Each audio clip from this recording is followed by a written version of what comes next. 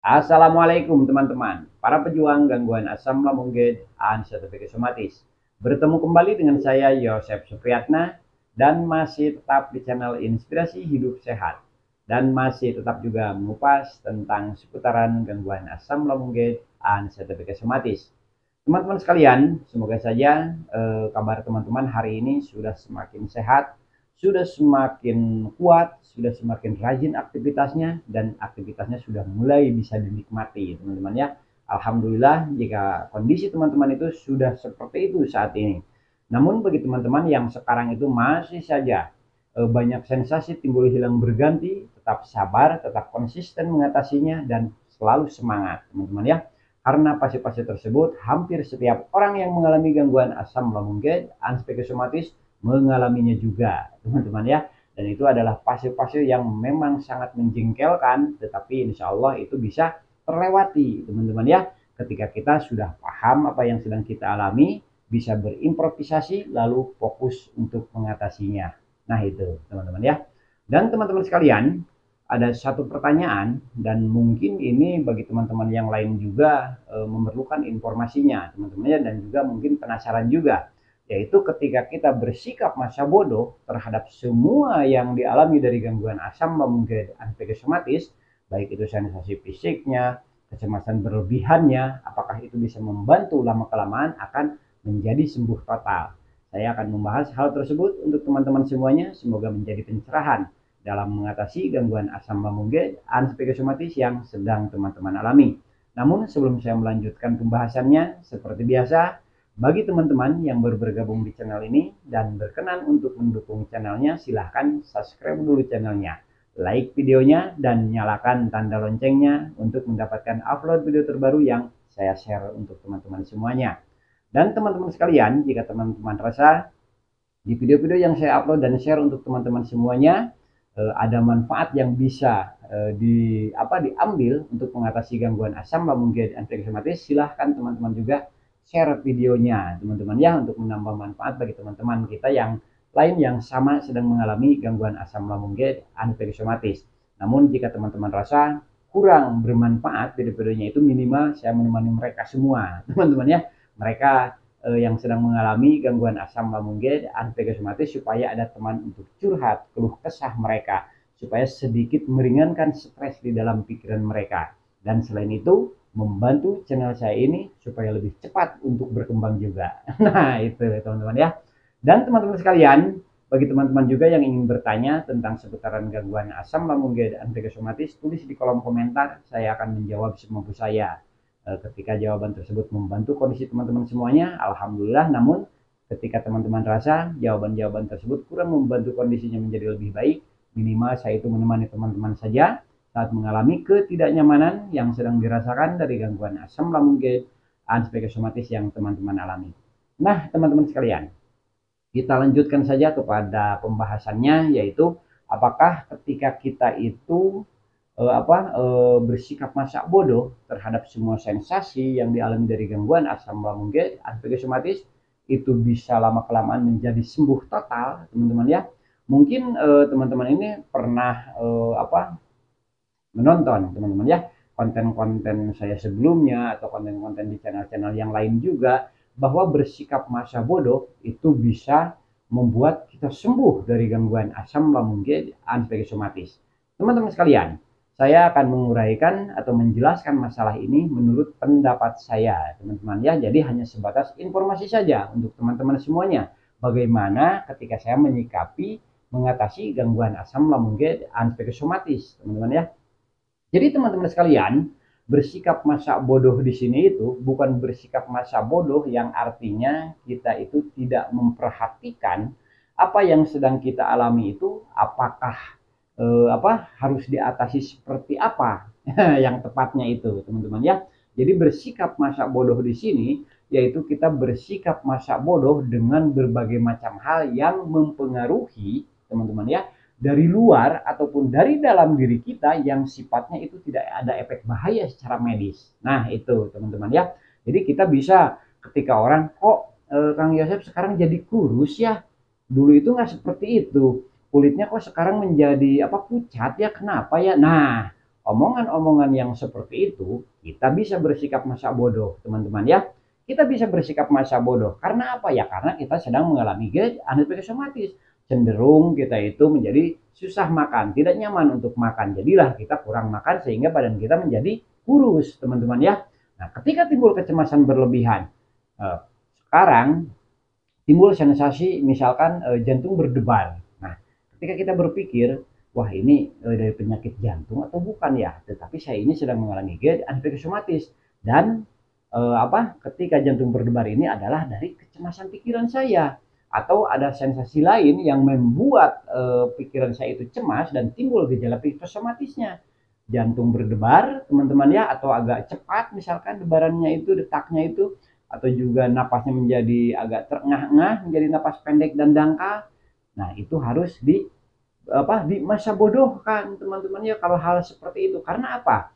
Kecemasan berlebihan yang mempengaruhi pikiran kita tersebut dan menimbulkan gejala psikosomatis, teman-teman ya, tidak berbahaya sama sekali, teman-teman ya. Ketika kita mengabaikannya, itu justru menjadi lebih baik, teman-teman ya. Karena apa? Supaya bisa menghilangkan fokus kepada yang kita cemaskan tersebut. Nah, itu jadi dua hal yang harus kita bisa bersikap masa bodoh saat kita itu mengalami gangguan asam lambung dan psikosomatis. Teman-teman ya, kalau yang saya tahu seperti itu, yaitu ketika ada omongan-omongan orang yang bisa membuat kita emosi, teman-teman ya, itu bisa menimbulkan stres di pikiran kita, tensi darah kita menjadi naik, atau ada omongan-omongan orang lain yang seperti menilai keadaan fisik kita menjadi kurus, menjadi pucat dan berbagai macam hal, teman-teman ya, tentang kekurangan diri kita saat ini misalkan, itu kita boleh bersikap masa bodoh, teman-temannya, karena itu tidak berbahaya terhadap kondisi fisik kita.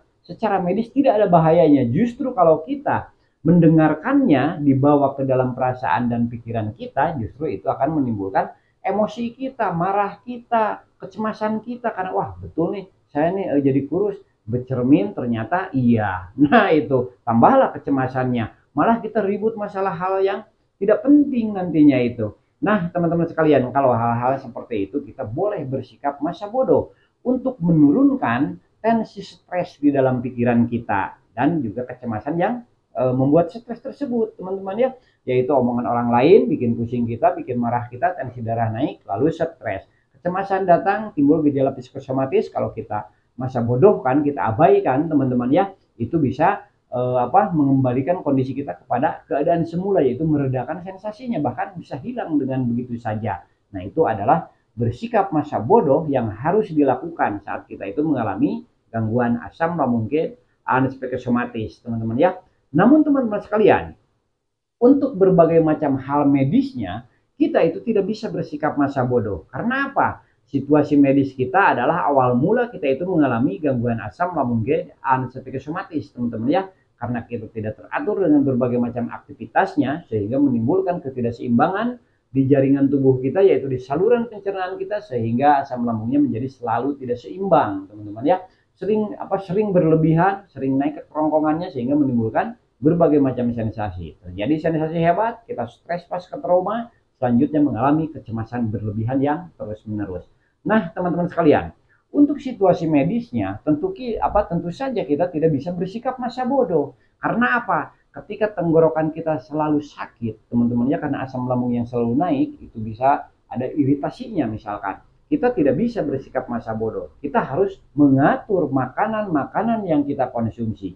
Kita harus cukup minum air putihnya.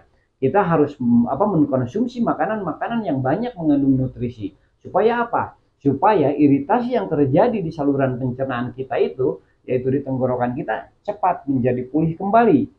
Dengan makanan-makanan yang lembek, teman-teman, yang teksturnya lembut, itu tidak akan memperlebar iritasinya. Jadi teman-teman sekalian, bersikap masa bodoh dalam mengalami gangguan asam lambung dan psikosomatis, konteksnya yaitu ketika penyebab sensasi tersebut, yaitu kecemasan berlebihan, teman-teman ya, dan juga omongan-omongan orang yang bisa meningkatkan tensi kita, teman-teman ya, itu tidak ada bahayanya ketika kita abaikan, ketika kita bersikap masa bodoh terhadap hal tersebut, teman-teman ya. Namun ketika itu bersangkutan dengan hal medisnya, kondisi tubuh kita, maka kita tidak bisa bersikap masa bodoh. kita harus memperhatikannya, cepat mengatasinya dengan konsisten, teman-teman ya. Diatasi karena penyebabnya yaitu medis. Medis itu ketika diabaikan akan menjadi lebih besar, teman-teman ya. Namun ketika kita mengatasinya karena hal yang menyebabkannya itu hanya seputaran ketidakseimbangan asam lambung, bukan kerusakan organ tubuh, teman-teman ya, itu akan lebih mudah diatasinya. Nah itu teman-teman ya, jadi jangan salah paham, salah mengerti. Kita terus saja semua hal yang terjadi dari gangguan asam lambung dan rematis kita tidak memperhatikannya karena ini penyakit ringan, karena ini hanya gangguan ketidakseimbangan asam lambung dan ini tidak berbahaya. Kenapa saya harus menolehnya? Kenapa saya harus terlalu fokus mengatasinya? Tidak seperti itu juga, teman-teman ya. Kita sudah tahu perutnya sering melilit misalkan. Nah, kita malah makan pedas tuh pedas terus-terusan, minum yang asam, makanan pedas juga, teman-teman ya, atau berbagai macam makanan-makanan yang pantangan asam lambungnya dilabrak saja terus.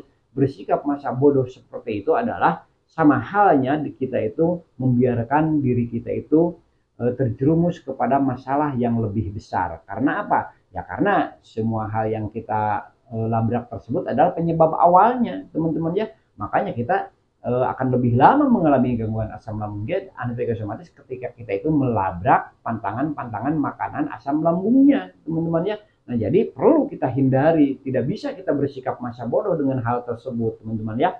Dan juga ketika kita bersikap masa bodoh dengan situasi medisnya, kita begadang terus saja berlanjut. Kita sudah mengalami gangguan antihipersomatis, kita terus saja begadang karena kita bersikap masa bodoh misalkan dalam pikiran kita itu. Atau segala aktivitas yang membuat stres kita jalankan saja terus, kita terus saja ikut nimbrung. Kalau seperti itu bersikap masa bodohnya itu adalah sikap masa bodoh yang bodoh, teman-teman ya. Karena apa? Karena itu bisa membuat apa yang kita alami itu berkelanjutan dan juga akan lebih lama kita mengalami gangguan asam lambung antihipersomatis yang sedang kita alami tersebut. Karena apa? Karena sudah nyata-nyata bahwa apa yang kita alami itu dari ketidakteraturan aktivitas-aktivitas kita sehari-hari. Kita makan pantangan asam lambungnya, pedasnya, asamnya setiap hari, teman-teman ya. Minuman bersodanya, kopinya juga tidak teratur. Makanan-makanan berlemak selalu saja setiap hari dimakan, goreng-gorengan setiap makanannya itu. Dan juga begadangnya terus-terusan. Setiap ada teman yang ngajak main malam-malam tidak pernah tidak pergi, teman-teman ya. Ada aktivitas yang bukan urusannya juga kita nimbrung. Nah, kalau seperti itu, teman-teman sekalian, maka apa yang teman-teman alami itu ya justru akan lebih lama dialami, yaitu gangguan asam lambung antihipersomatis dengan berbagai macam sensasinya yang sudah nyata-nyata mengganggu aktivitas kita.